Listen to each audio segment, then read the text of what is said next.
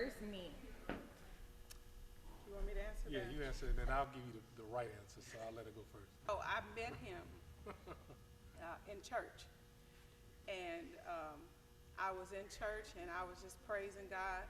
And I looked over and I saw this little boy and he was all looking at me.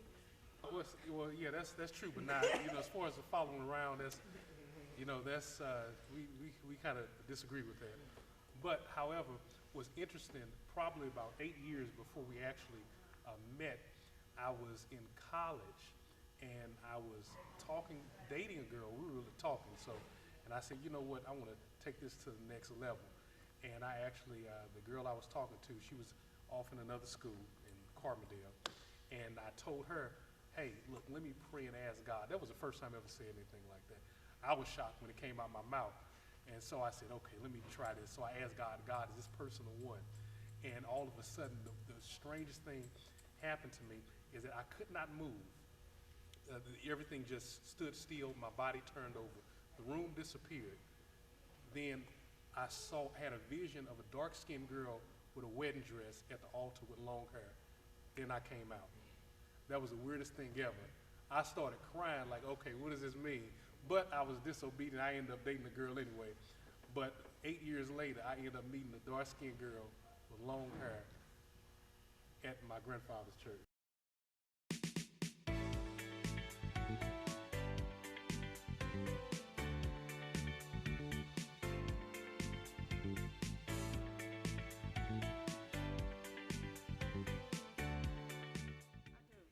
What's your favorite memory from doing this?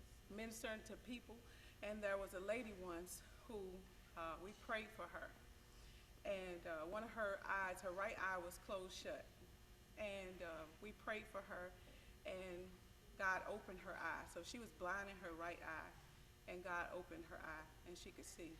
So that's one of my favorite things. It's been mind blowing what God's been doing, and so.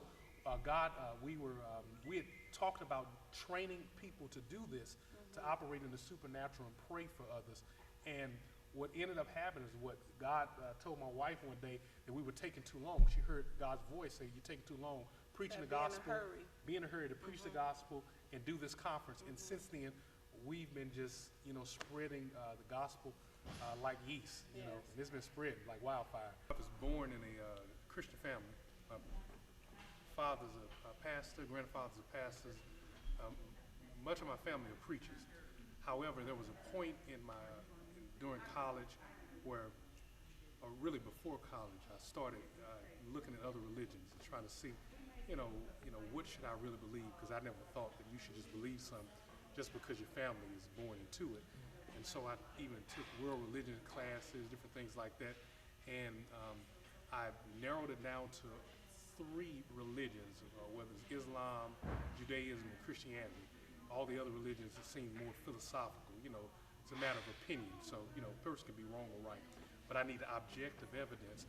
And based on all of the research I did, Christianity outweighed everything. Of course, Christianity is born out of Judaism. But yeah, that's why I actually, I believe, because family, as it relates to my church, twofold.